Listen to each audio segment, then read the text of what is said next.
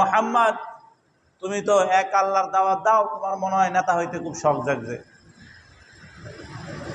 যদি তুমি নেতা হতে চাও তাহলে তোমাকে দারুন নদওয়ার সভাপতি বানিয়ে দিব। দারুন নদওয়ার সভাপতি মানে বর্তমান বাংলাদেশের মনে করেন সংসদের প্রধান, সংসদের প্রধানকে প্রধানমন্ত্রী, সংসদের প্রধান পরিচালনা করে স্পিকার, কিন্তু রাষ্ট্র ক্ষমতার প্রধানকে প্রধানমন্ত্রী বাংলাদেশের নিয়ম অনুযায়ী, যদিও রাষ্ট্রপতি, কিন্তু বাংলাদেশের রাষ্ট্রপতির ক্ষমতা নেই।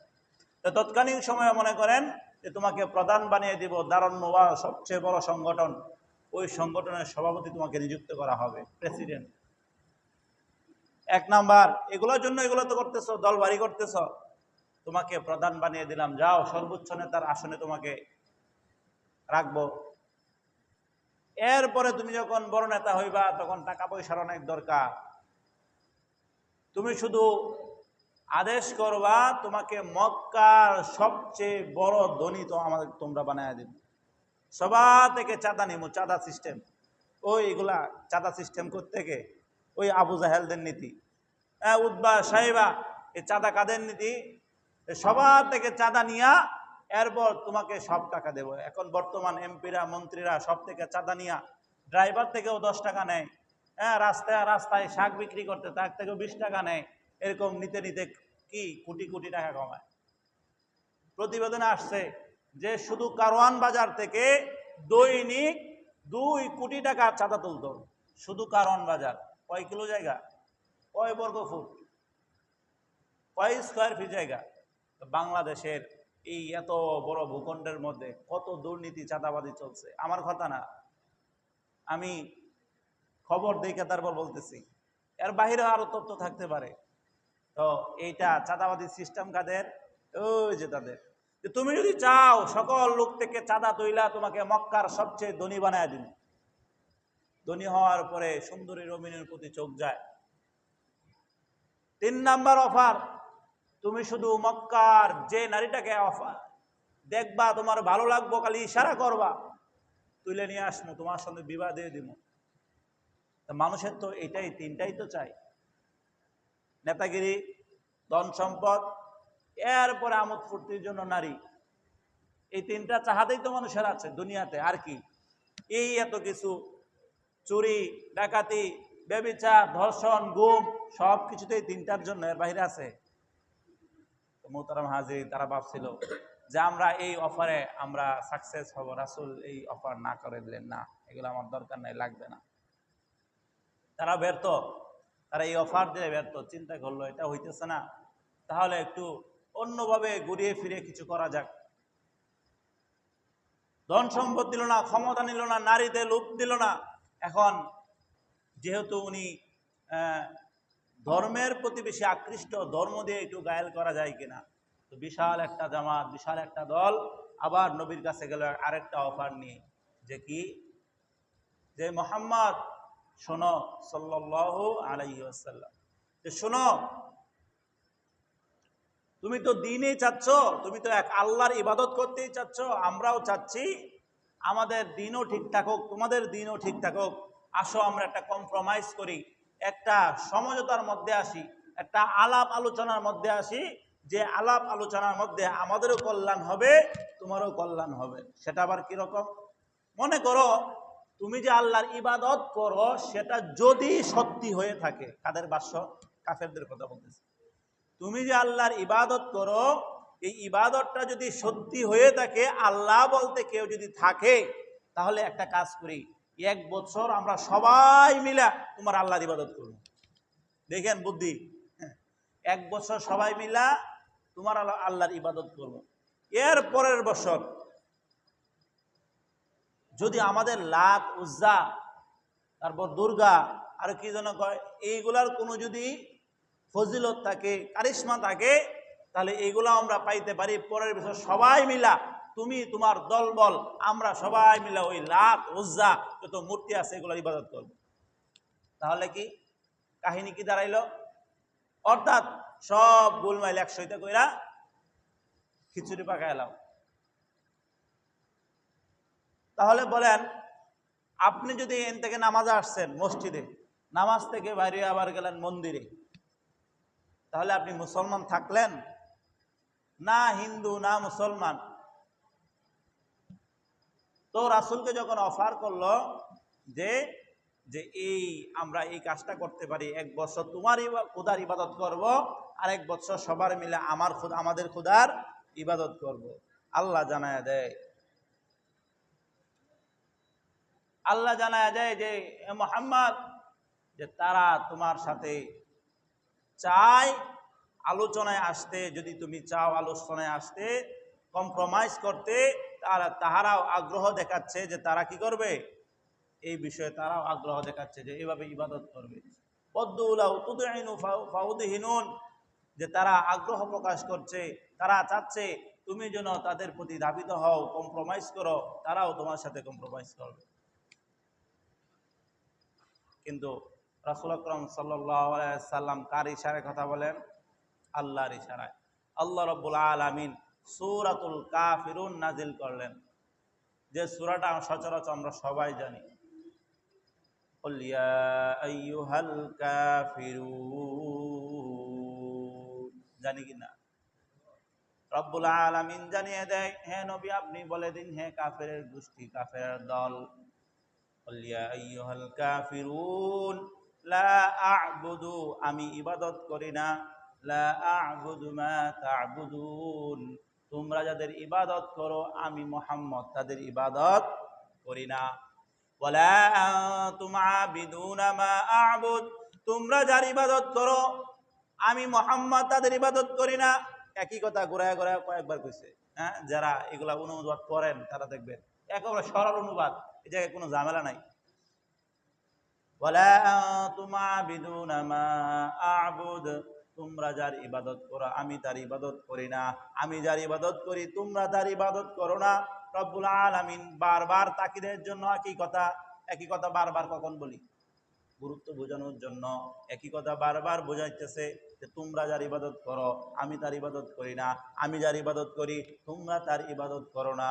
লাকুম দীনুকুম ওয়ালিয়া দীন, তোমাদের দিন তোমাদের জন্য, তোমাদের কর্মফল তোমাদের জন্য, তোমাদের ধর্ম তোমাদের জন্য, তোমাদের ইবাদত তোমাদের জন্য, তোমাদের পূজা তোমাদের জন্য, তোমাদের মন্দির তোমাদের জন্য, আর আমার আল্লাহ আমাদের জন্য, আমাদের দিন আমাদের জন্য, আমাদের নবী আমাদের জন্য, আমাদের মসজিদ আমাদের জন্য। বিষয়টা কি? লাকুম দীনুকুম ওয়ালিয়া দিন। শুরুতে কিন্তু ক্লিয়ার করে দিছে বিষয়, শেষেরটা কোনো ব্যাখ্যা করা দরকার নেই, শেষটা আরো একেবারে মহড়াইটা দিছে শেষে। শুরু দিক দিয়ে একদম ক্লিয়ার, আমি যার ইবাদত করি তুমি তার ইবাদত করো না, তোমরা যার ইবাদত করো আমি তার ইবাদত করি না। তোমার দিন তোমার, আমার দিন আমার, তোমার দিন তোমার, আমার দিন আমার। একেবারে সরল বাংলা, এই জায়গায় কোনো পেজ বস নাই। কিন্তু শব্দ আছে আমাদের কঠিন, বোঝা যায় না কি কইলো না কইলো, একদম ঘুরায় ফেসে এরকম কোনো না। কবিতার আকারে, কবিতার শব্দগুলো সহজে অনেকে মিলাইতে পারে না, কিন্তু একেবারে সোজা কথা। কিন্তু একদল আছে লাকুম দীনুকুম ওয়ালিয়া দিন, ধর্ম যার যার, উৎসব সবার। এই কথা আগে বলছে না? এখন যদিও বললেন না, বললেন না নাই, হ্যাঁ দেশ ছাড়া এক কথা এক সময় কইছে। এটার অর্থ নাকি যে যার যার ধর্ম উৎসব সবার। আবার কয় বুখারী শরীফ আছে, আর মগা এটা কোরআন শরীফে আছে, কই আছে? মানে বুখারী শরীফ কইয়া গুরুত্ব বুঝতে চেয়েছিল, কিন্তু সে জানে না কোরআন শরীফের কথা কইলে আর বেশি কি গুরুত্ব পারবো। বলেন হাদিসের গুরুত্ব বেশি না কোরআনের গুরুত্ব বেশি? কোরআনের। হাদিসেরও গুরুত্ব আছে, কিন্তু প্রত্যেকের জায়গায় প্রত্যেকের গুরুত্ব। এখন মোহতারাম হাজরিন, যারা বলে ধর্ম যার যার, উৎসব সবার, এই কথা কি আমরা একমত হইতে পারবো? সম্ভব? এই স্পষ্ট আয়াত, কোরআনের আয়াত দ্বারা প্রমাণিত। এই জায়গায় মুফাসসিরিনে কেরাম বলেন লাকুম দীনুকুম, দিন মানে এই জায়গায় কর্মফল। দিন মানে কি? কর্মফল। এই জায়গায় দিন মানে ধর্ম উদ্দেশ্য না। তাহলে আমরা যদি বলি তোমাদের ধর্ম তোমাদের, আমাদের ধর্ম আমাদের, তাহলে কেমন জানি আমরা একটা স্বীকৃতি দিয়ে দিলাম যে তোমাদের ধর্ম তোমাদের জায়গা থেকে ঠিক তোমরা আদায় করো, আমাদের ধর্ম আমাদের জায়গা থেকে ঠিক আমরা আদায় করি। বিষয়টা কিরকম? নাকি ধর্ম একটাই, এটা কি আল্লাহর কাছে মনোনীত ধর্ম একমাত্র ইসলাম। তাহলে এই জায়গায় দিন মানে কর্মফল, তোমাদের কর্মফল তোমাদের জন্য, আমাদের কর্মফল আমাদের জন্য। তোমাদের কর্মফল হচ্ছে আল্লাহর সঙ্গে শরীক করে তোমরা পাথরের মূর্তির পূজা করো, মাটির মূর্তির পূজা করো, বাঁশের মূর্তির পূজা করো। ভিতরে বাঁশ থাকেনি না? রড দেয় বাঁশ, হ্যাঁ, বাঁশের মূর্তির পূজা করো, তারপর খেয়ারের মূর্তির পূজা করো, খের দিয়ে বানায় না, খেয়ারের মূর্তির পূজা করো, বাতাসের পূজা করো, অগ্নি পূজা করো, যত পূজা আছে। কত পূজা তারা নিজেরাও জানে না, কত 365 দিনে কয়শ, আমি জানি না, আরো বেশি নাকি। যাক, যত পূজা আছে এই সব পূজাতে করো, এর কর্মফল কই পাইবা? আখেরাতে পাইবা। তোমার কর্মফল তুমি পাইবা। তুমি আল্লাহর সাথে শরীক করছো, আল্লাহর সাথে শরীক করা যারা করবে তাদের ঠিকানা জাহান্নাম।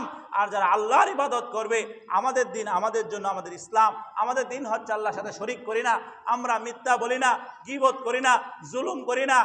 এইগুলা যারা করে, এখন করি তো এইগুলা যারা করে, এরা শাস্তি পায় আবার মুক্তি পাইব, শাস্তি পায়া মুক্তি পাইব।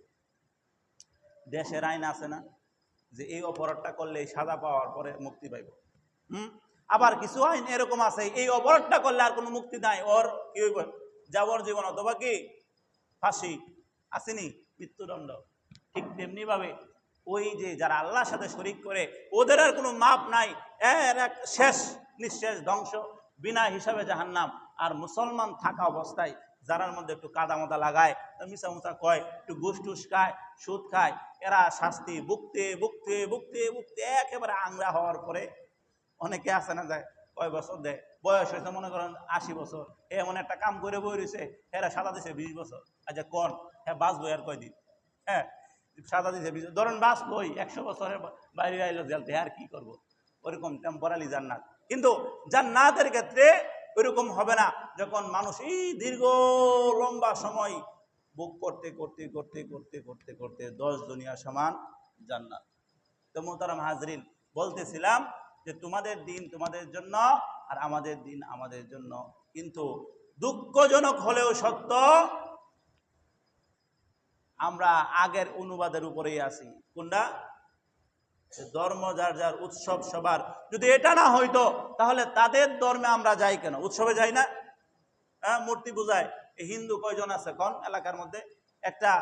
এইদিকে কিছু মানুষ থাকলেও কিন্তু অনেক জায়গায় দেখা যায় মুষ্টিমাম 4-5টা ঘর, 4-5টা ফ্যামিলি হিন্দুর, কিন্তু দেখা যায় হ্যাঁ আয়োজন যখন করে এই মূর্তি পূজার সময় হাজার হাজার মানুষ হয়, সব অধিকাংশই মুসলমান। কি অবস্থা! এটা তো হওয়ার কথা ছিল না, এটা তো হওয়ার কথা ছিল না। তাহলে হচ্ছে কেন?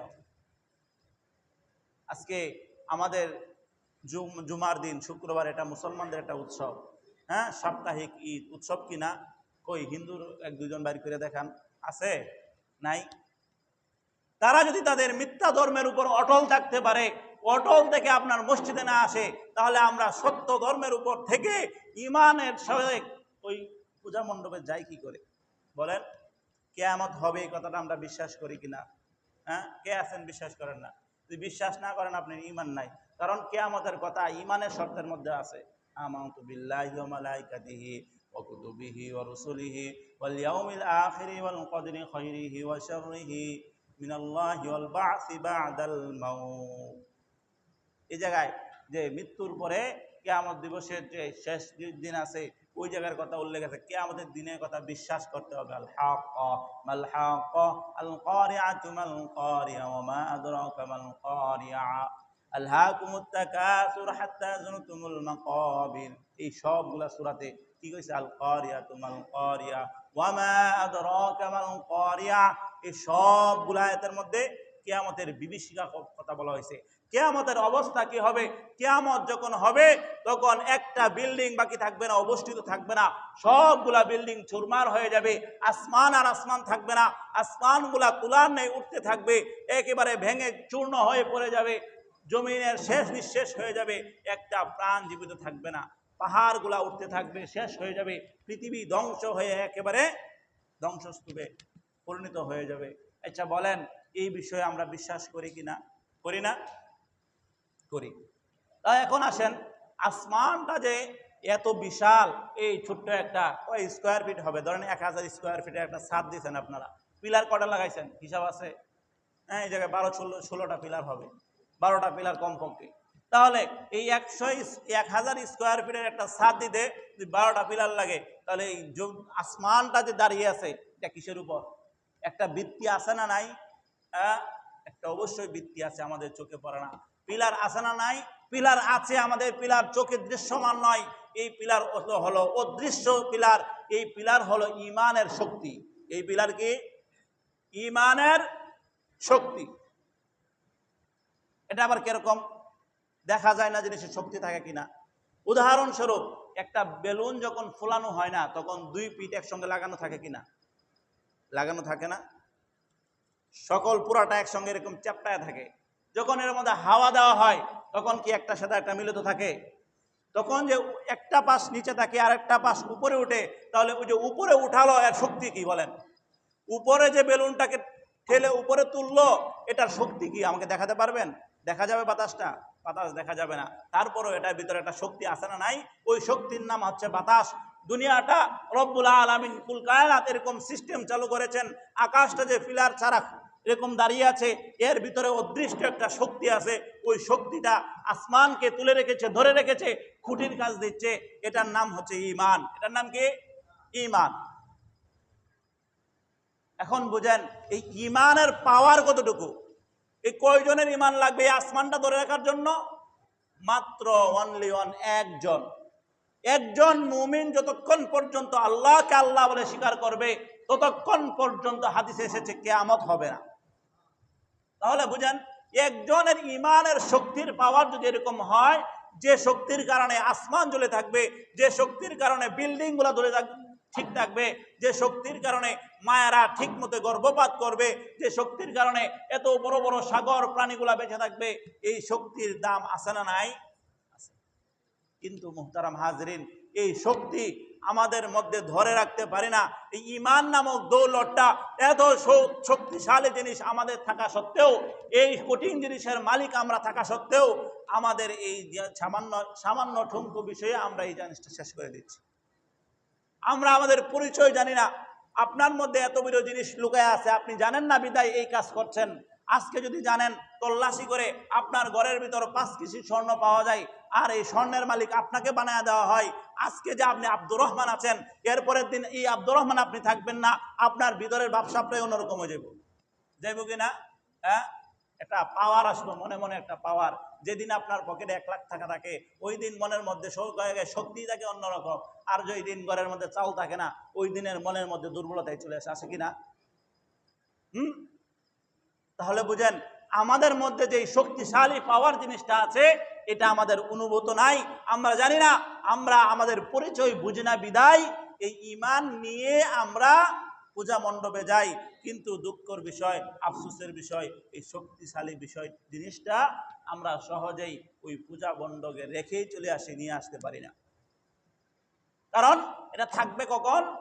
যখন আপনি এক আল্লাহর ইবাদত করবেন, কিন্তু আপনি এমন জায়গায় গেছেন যে জায়গায় প্রকাশ্যে এলান দিয়ে ঘোষণা করে যাকে যাকে দলে দলে মানুষ আল্লাহর নাফরমানি করছে, ওই জায়গায় গিয়ে আপনি শামিল হলেন। তাহলে আপনার থাকলে কোথায় এই ঈমানটা? আপনার পরিচয় কোথায়? আপনার গায়রত কোথায়? আপনার ইজ্জত কোথায়? এই জন্য মুহতারাম হাজরিন, ইজ্জতওয়ালা ইমানদার হতে হবে, গায়রতওয়ালা ইমানদার হতে হবে। এই আসরটা তো আমাদের না। তাহলে আপনি যে গেলেন, তারা যদি আমাদের অনুষ্ঠানে না আসে, আমরা কেন তাদের অনুষ্ঠানে যাব? আর আমরা তাদেরকে দাওয়াত দেই না আমাদের অনুষ্ঠানে আসার জন্য। আমার প্রশ্ন, এলাকা যারা হিন্দু ভাইরা আছেন, মাইকের আওয়াজ যাদের কানে যায়, তারা কেন মুসলমানদেরকে দাওয়াত দেয় তাদের অনুষ্ঠানে যাওয়ার জন্য? তারা কি তাদের অনুষ্ঠানকে গুরুত্বপূর্ণ মনে করে না? মাইকের আওয়াজ ওই জায়গায় যাবে, এই জন্য বলতেছি কথাটা। তারা কি তাদের অনুষ্ঠানকে গুরুত্বপূর্ণ মনে করে না? তারা কেন মুসলমানকে ইনভাইট করবে? আমার খানে এরকম মেসেজ আসে যে হুজুর চিঠি দিয়ে দাওয়াত দিছে, শুধু দাওয়াত না গিয়ে খাওয়া দাওয়া করতে হবে, আবার অর্থায়নও করতে হবে, কিছু টাকাও দিতে হবে। আপনার টাকা মসজিদের ওয়ালে লাগে না, আপনার টাকা দিয়ে মসজিদের ফ্যান ঘুরে না, আপনার টাকা দিয়ে মসজিদ সুন্দর হয় না, আপনার টাকা দিয়ে পূজা মণ্ডপের বাঁশি ডুল তবলা পিটানো হয়, বক্স বাজানো হয়, মূর্তি বানানো হয়। এই মুসলমান থাকা থেকে না থাকা ভালো। আপনি মুসলমান থাকলেন কোথায়? আপনি জনপ্রতিনিধি, সমাজের মানুষ, আপনি কি যেন বলে ফরদাইন না, অথবা কাউন্সিলর নির্বাচন করবেন, মেম্বার নির্বাচন করবেন, এরপরে আপনি কি হবেন, মেয়র হবেন, এই জন্য পূজা মণ্ডপে 5 লক্ষ টাকা ডোনেট করলেন। এই কয়েকটা ভোটের জন্য আপনার ইমান বিক্রি করে দিলেন। আপনি টাকাটা দিলেন কোথায়? মূর্তি বানানোর জন্য। বলেন আপনার টাকায় মূর্তি কেন হবে? আমি তো 5 লক্ষ দেই নাই, আমি 100 টাকা দিছি। আপনি সামিল হয়ে গেলেন। কারণ মসজিদে যখন মসজিদে দান করার ক্ষেত্রে বলে সংখ্যার কোনো দর্তব্য নয়, সংখ্যার কোনো গণনা নেই। গণনা কিসের? গণনা হচ্ছে ইমানের কি অবস্থায় দিলেন, আপনার কি নিয়ত কি ছিল। কেউ 2 টাকা দিল, কেউ 2000 টাকা দিল, এরকম হতে পারে তার 2 টাকা কাজে লেগে গেল আর 2000 টাকা কাজে লাগে নাই। এই জন্য মুহতারাম হাজরিন, আমরা এই পূজা মণ্ডপে যাব না, পরিষ্কার কথা, যাব না, পরিষ্কার কথা। এরপরেও কিছু মানুষ হুজুরে কর, হুজুরে কয়ে যাক, এরপরে তো আমরা দেব না, ব্যবস্থা তো আমরাই নিব, হুজুরকে দেখবো আর দেখলেই কি। না মুহতারাম হাজরিন, এত সস্তা হয়ে যায় না। দুনিয়াতে আনন্দ করার বহু জায়গা আছে, বহু হালাল বিনোদন আছে। ওই জায়গায় গিয়ে তাদের সঙ্গে পূজায় শরীক হতে হবে, একটু ডুলটাউটার আওয়াজ শুনতে হবে, এরপরে কিছু ওই সুন্দরী নারী টারি আসবে, তাদের আলাপ সালাপ করতে হবে, এই তো আর কি। হ্যাঁ, এই সাময়িক সময়ের জন্য, 1-2 দিনের সময়ের জন্য একটু তাদের সাথে সামাজিকতার খাতিরে গিয়ে ইমানটা হারায় চলে আসলেন, এটা তো হলো না। কিন্তু ইসলাম কত সুন্দর কথা বলে দেখেন, যে বিধর্মী আছে আপনার প্রতিবেশী, প্রতিবেশী তার হক পাবে, প্রতিবেশীর অধিকার, সারা বছর তার সঙ্গে কি করো, ব্যবসায়িক লেনদেন করো, ইসলাম নিষেধ করে না, করতে পারবে। তার দোকান থেকে কেনাকাটা করো, ইসলাম নিষেধ করে না, কিনো না, কিনো, সমস্যা নাই। সে তোমাকে একটা চা খাওয়াইলো, খাইতে পারো, সমস্যা নাই। তুমি তাকে একটা খাবার খাওয়ায় বা খাইতে পারো, কোনো সমস্যা নাই। সামাজিক দিক থেকে যত বিষয় আছে সব দিক থেকে তাদের নিয়ে চলা যাবে। কিন্তু যখন এই ধর্মের প্রশ্ন আসবে, ইসলামের প্রশ্ন আসবে, দ্বীনের প্রশ্ন আসবে, ইমানের প্রশ্ন আসবে, তখন চুল পরিমাণ ছাড় দেওয়ার সুযোগ নেই। বিষয়টা বুঝতে পারছেন? আপনার বিয়ে আজকে, আপনার একজন বন্ধু আছে, বন্ধু বলতে আপনার তার সাথে কলিং বলেন, অথবা তার সাথে কাজ করেন, অথবা পাশের বাড়ি, তাকে দাওয়াত করে খাওয়ান, সমস্যা নাই, ইসলাম নিষেধ করে না যে তাকে খাওয়াও না। অথবা হিন্দুর বিয়ে, আপনাকে ইনভাইট করছে, ভাই আসেন, আপনার সঙ্গে আন্তরিকতা থাকতেই পারে, উঠতে বসতে, কিন্তু যদি তারা এরকম নিশ্চিত হতে পারেন তারা ওইটার মধ্যে হারাম কিছু মুশাই নাই, অর্থাৎ আমি যতটুকু জানি তারা মনে হয় গোমূত্র, তারপর আবার কি গোবর টোবর হয়তো কিছু দেয়, এগুলো যদি না দেয়, অনেক জায়গায় যে জায়গায় মুসলমান আর হিন্দুরা সমান তালে চলে, ওই জায়গায় অনুষ্ঠান 2 বাবুর্চি দিয়ে করায়। অনেক জায়গায় আমি দেখেছি যে মুসলমানদেরকে দাওয়াত দেয়, আর একটা মুসলমান বাবুর্চি হয় না, তারপর হুজুর দিয়ে গরু জবাই করায়, এরপরে অনুষ্ঠান করে, এরকম নজির আছে। আমাদের দিকে একবার দিছিল দাওয়াত। এবার কারণ ওই জায়গায় 3টা ফ্যামিলি মাত্র হিন্দু আর সবাই মুসলমান, কিন্তু সবার সঙ্গে মিলেমিশে চলে। আবার প্রক্ষান্তরে তাদের জন্য ভিন্ন রকম খানা আয়োজন করে, শুকরের গোস্ত বলেন, অথবা কি যেন বলে, বলি টলি দেয় তাদের, এই লাত উজ্জা আর কি দুর্গার নামে, তারপর গণেশ টনেশ যা আছে তাদের নামে দেয়, এটা খাওয়ায় না। এরকম যদি হয় আপনি কি খেতে পারবেন? সমস্যা তো নাই। সামাজিকতার প্রশ্নে আমরা সব কিছু রাত্রে নির্বাচন করবেন, তাদেরকে নিয়ে নির্বাচন করেন, ভোট দেন, রাত্রে দেন, দিনে দেন, দিতে থাকেন, সমস্যা নাই। কিন্তু দিনের প্রশ্ন যখন আসবে, আপনাকে তাদের মূর্তির সামনে যখন দাঁড়াতে বলবে, মাথা নত করতে বলবে, প্রসাদ খাইতে কইব, ওইগুলো আমাদের যায় না, কারণ এটা ইবাদতের অংশ। ইবাদতের মধ্যে কেন যাবেন? আমরা যদি কেউ যদি মনে করেন কট্টর হিন্দু বোঝেন, মানে আমরা যেমন ইসলামকে মন প্রাণ দিয়ে ভালোবাসি, এরকম হিন্দু ভাইরা আছে না, যে তাদের ধর্মকে মন প্রাণ দিয়ে ভালোবাসে, এরকম একজনকে আমাদের অনুষ্ঠানের মধ্যে নিয়ে আসলাম। আইসা কুরবানির দিন বললাম, ভাই একটু জবাই করি, দইরা মইরা জবাই কইরা, কিন্তু তারা তো কাকে জবাই করলাম? গরু তাদের মা, তাদের মধ্যে কি মা। এখন বলেন তার অন্তরে তৃপ্তি পাবে না ব্যথা পাবে? যাকে নিয়ে আসলাম তার অন্তরে কি হবে? খারাপ লাগবে না? খারাপ লাগবে কিনা? তো যে নিয়ে আসলো, এই জায়গায় ভুল দুইটা, যে নিয়ে আসলো তারও ভুল আছে, যে আসলো সেও ভুল আছে। এই দুইটা হলো গর্দব, গাধা, দুইটাই কি গাধা। সে বোঝে নাই, তার মধ্যে আকল নাই, ওই যারা আমি মা কমি তারা নিয়ে আসি কিভাবে। আবার যে আসছে ওর মধ্যে কোনো গায়রত নাই। ঠিক তেমনি ভাবে আপনি যখন তাদের পূজা মণ্ডপে যাবেন, যে আপনাকে দাওয়াত দিছে এটা বড় গাধা, আর আপনি যে গেলেন আপনি গাধার ঘরের গাধা। কেন বলতেছে এভাবে? হুজুর এভাবে বললেন, এভাবেই বলবো, কারণ সুর দিয়া টান দিয়া আওয়াজ অনেক শুনছেন, কান পর্যন্ত যায়। আমি চাইছি অন্তর একটু লাগুক, আমার একটু বকা সকা দেন, কষ্ট লাগুক, এই কষ্টটা যদি আপনাকে ইমানটা আপনার হেফাজত থাকে, ওই পূজা মণ্ডপ থেকে বিরত রাখে, আমি মনে করবো আমাকে গালি দিলে ওইটা ভালো। যে যাবে ও গাদার ঘরের গাদা। কারণ গাদার ঘরের কথা করে বললেন, এমন সন্তান ওর সুশিক্ষা পায় নাই, ও জন্মের পরে দেখছে ওর আব্বা পূজা মণ্ডপে যায়, ও জন্মের পরে ও আব্বার হাত ধরে গেছে, আবার ওইটাও আবার যখন বড় হয়েছে বাপ নাই মরে গেছে, আবার সেও গেছে পূজা মণ্ডপে। আজকে আপনি যান না, কিন্তু আপনার সন্তান যায় পূজা মণ্ডপে, 10 বছর হোক, 5 বছর হোক, তারপর 15 বছর আর 20 বছর হোক, আপনার সন্তান যায়, কিন্তু আপনি যান না। এর দায়ভার আপনাকে নিতে হবে। আপনার সন্তান যাবে কেন?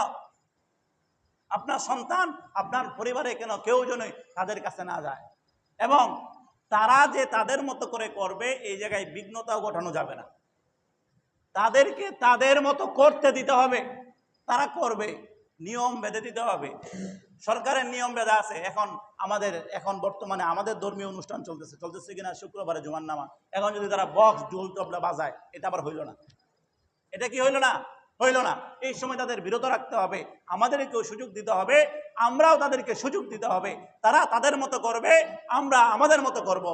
তাদের করা দেখে তাদের সৌন্দর্য কেউ যদি পছন্দ হয়, যদি মনে করে এটা সঠিক দিন, তারা ওই দিক থেকে চলে যাবে। কারণ অনেক মানুষ মুসলমান থেকে রমিজ জমানায় মুশরিক হয়ে গেছে কিনা ইতিহাস আছে, নজির আছে। এবং আমরা আমাদের মতো করে করব। আমাদের সৌন্দর্যতা দেখে কোনো হিন্দু ভাই যদি নিজে থেকে চলে আসে, আমরা তাকে স্বাগত জানাবো। এটা হচ্ছে সৌন্দর্য। কিংবা সুন্দর উপস্থাপনায়, সুন্দর বাক্যে তাকে নিবৃত্তে সুন্দর করে আল্লাহর ইবাদতের দাওয়াত দিতে পারেন, বুঝাতে পারেন। কিন্তু জোর বন্ধু না, পিস্তল ঠেকায় না, মাথায় বাড়ি দিয়ে না, তারপর বিভিন্ন প্রলোভন দেখিয়ে না, সুন্দরভাবে আচরণের মাধ্যমে তাদেরকে ইসলামের দিকে ধাবিত করতে হবে। তারাও যদি পারে, তারাও সেই ধর্মে যদি মানুষ আকৃষ্ট হয়ে যায়, মুসলমানকে বেঁধে রাখা যায় না।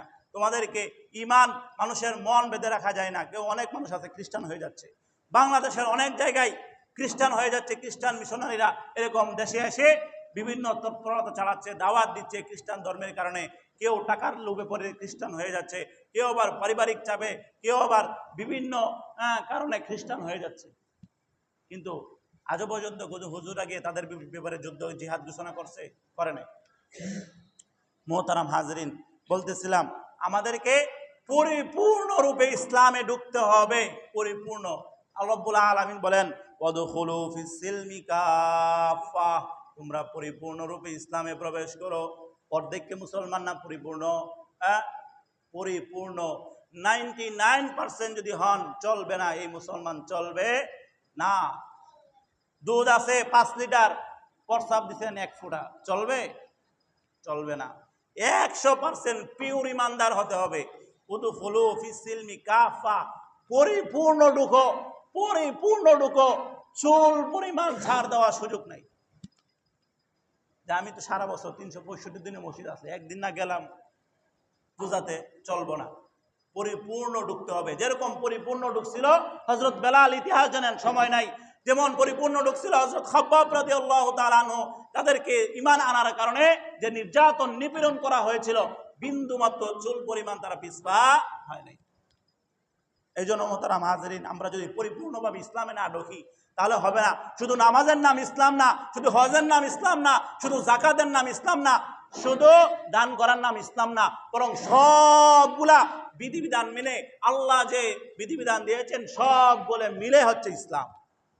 এটা বলেন, এটা আমি ব্যক্তি দেলোয়ার, এটা আমার নাম, এটা হাত, এটা বাহু, পেট, বুক, মাথা, নাক, চোখ, সব মিলে আমি মানব, আমি দেলোয়ার। কিন্তু এটার নাম শরীর না, এটা দেলোয়ার না, হাতটা দেলোয়ার না। কিন্তু আমি হইতে গেলে আঙ্গুলের দরকার আছে না নাই? হ্যাঁ, আমি মানুষ হইতে গেলে মাথার দরকার আছে, কিন্তু শুধু মাথার নাম মানুষ না।